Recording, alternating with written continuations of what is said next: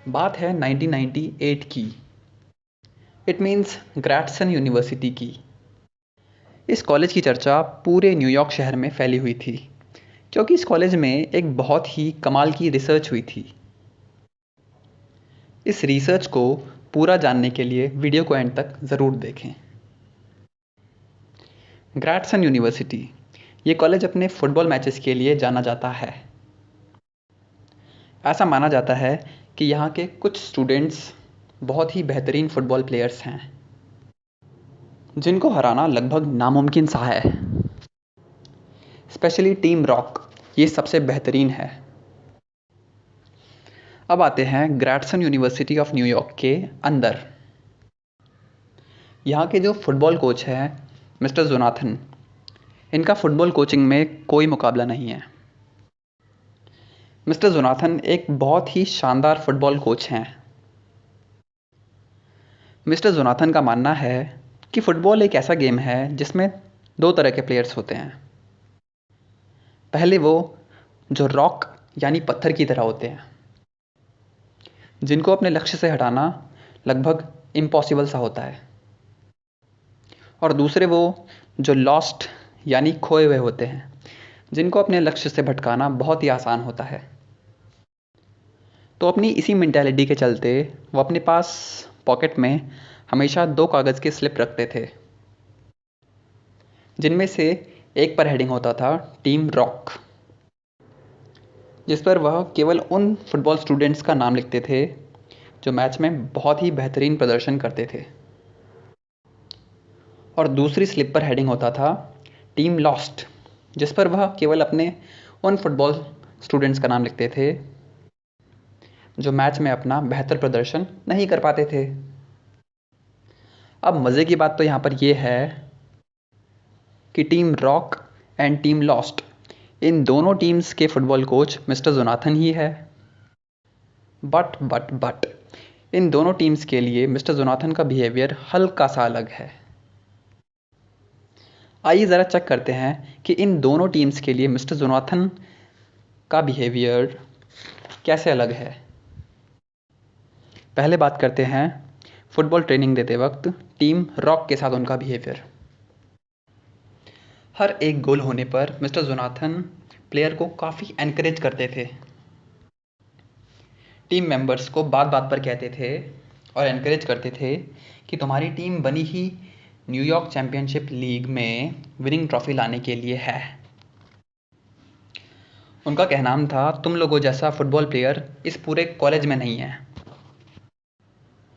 Mister Jonathan का कहना था तुम लोग जीतने के लिए ही बने हो। उनका कहना था कि जीत तुम्हारा इंतज़ार कर रही है। और भी कई बहुत सारे तरीके से मिस्टर जोनाथन टीम रॉक को एनकरेज करते थे। चलिए अब ये देखते हैं कि फ़ुटबॉल ट्रेनिंग देते वक्त टीम लॉस्ट के साथ उनका बिहेवियर कैसा है। गेम में एक भी सही गोल होने पर मिस्टर जोनाथन प्लेयर से कहते थे एक सही गोल कर देने से कुछ नहीं होता, अभी तुम्हें बहुत प्रैक्टिस की ज़रूरत है, जाकर और प्रैक्टिस करो।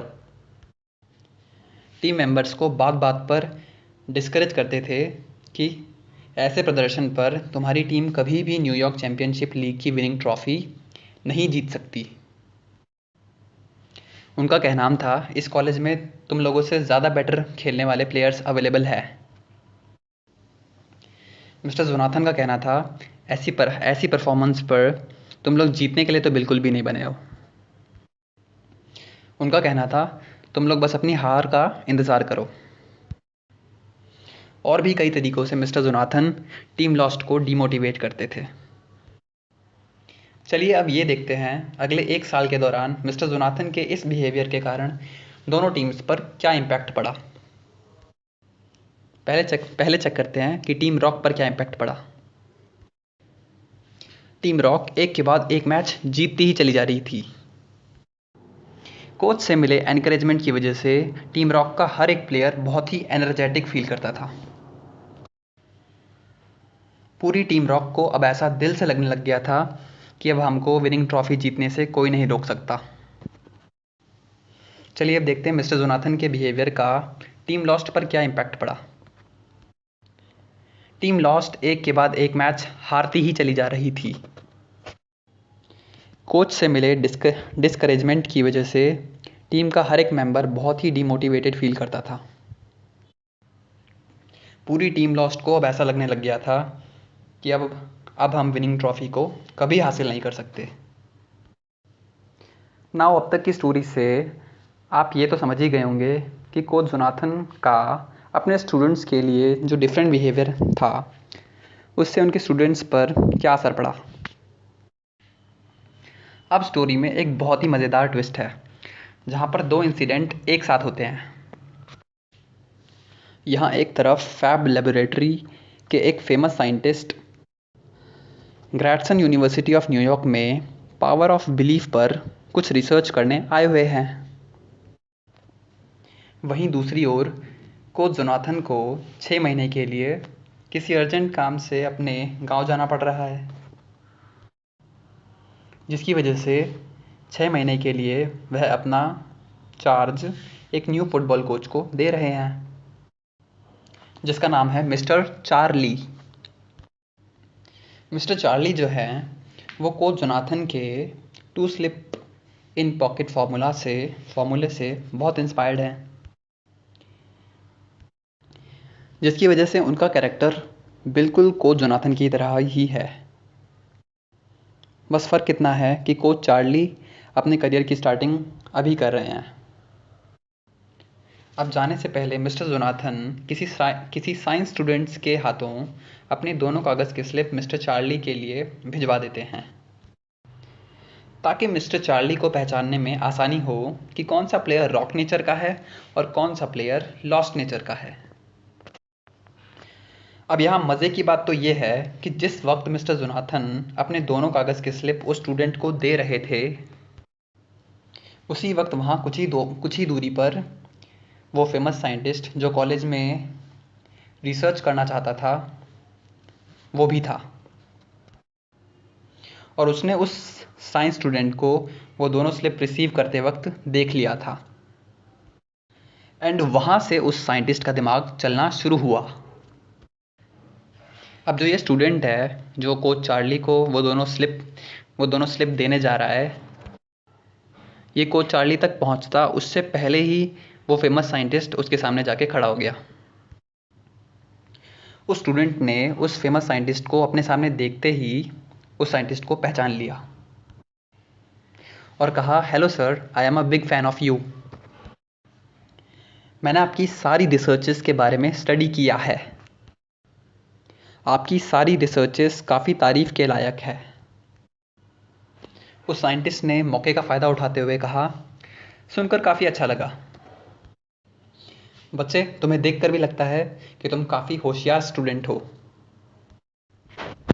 अच्छा ये बताओ बच्चे कि तुम जा कहाँ रहे हो।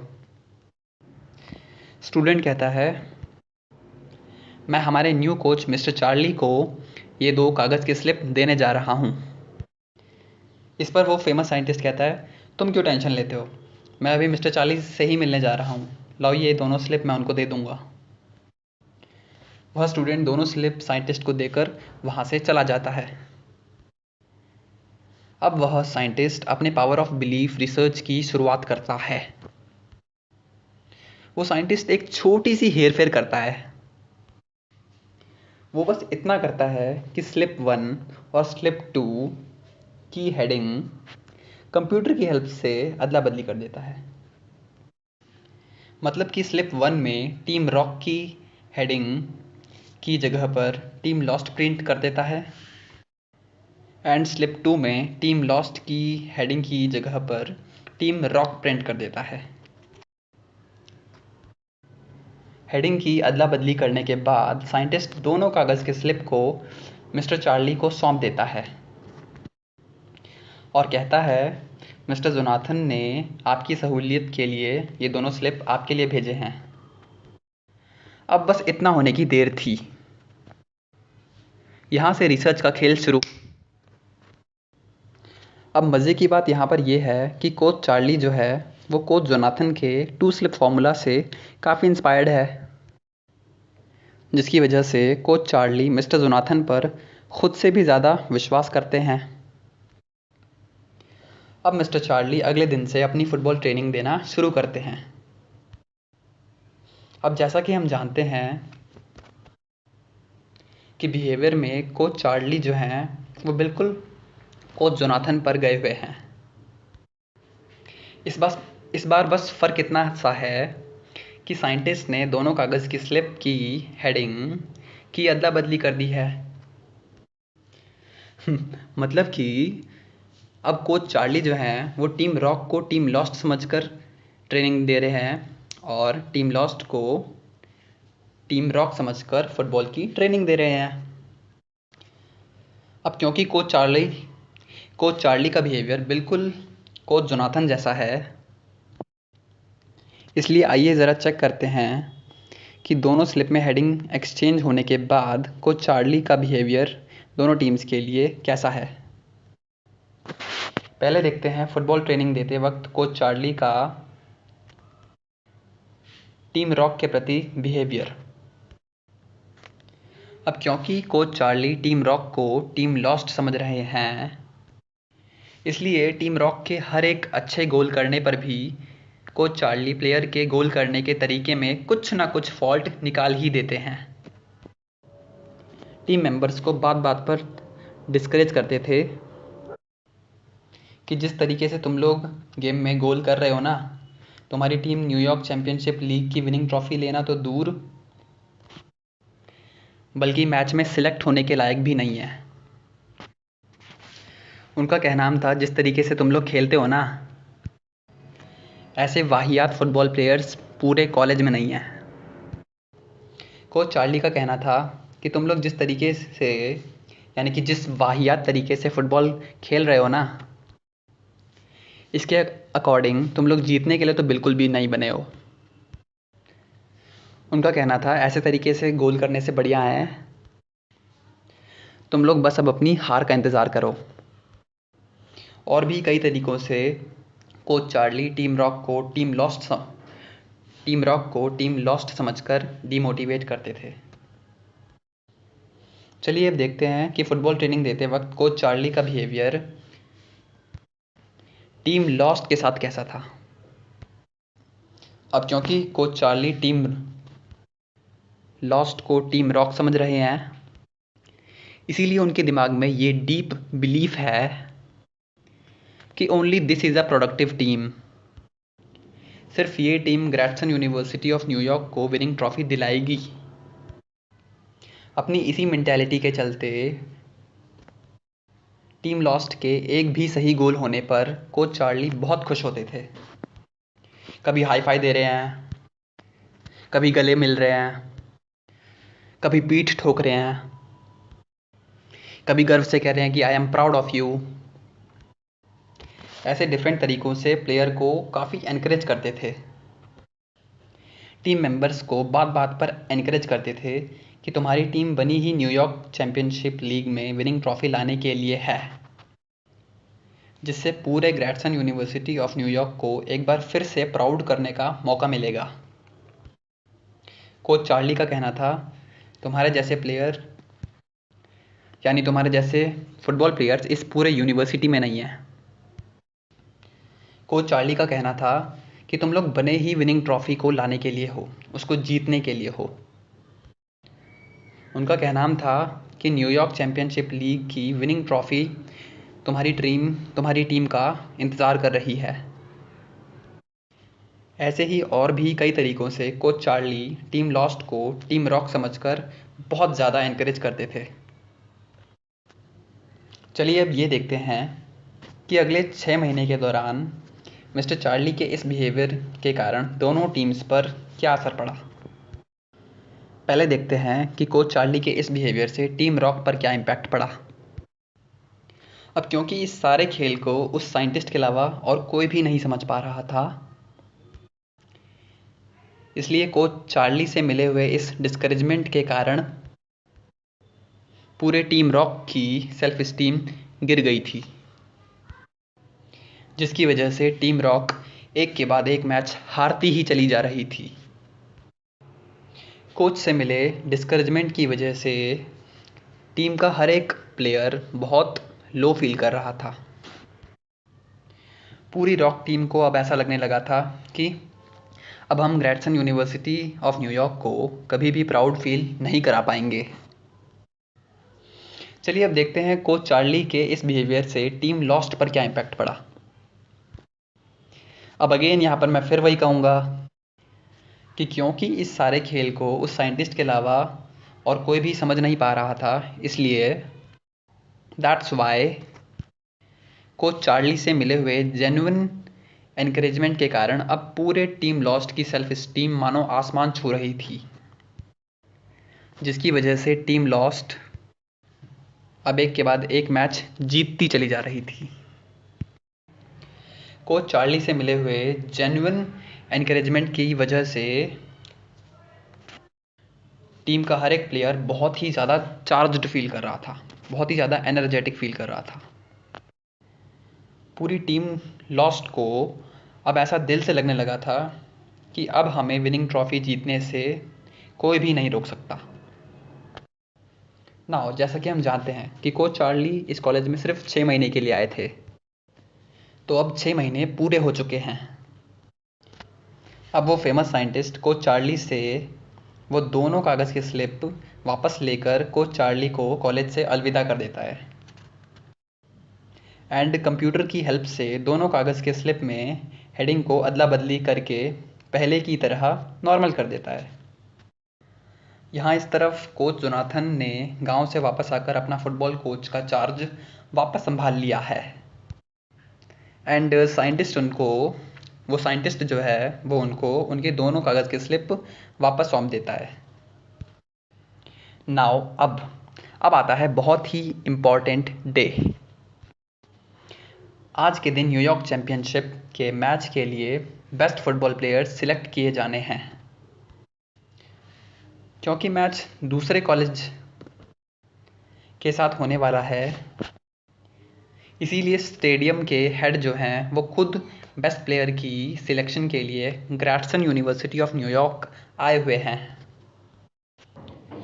कोच जोनाथन सभी प्लेयर्स को अपना सिलेक्शन टेस्ट देने के लिए कहते हैं,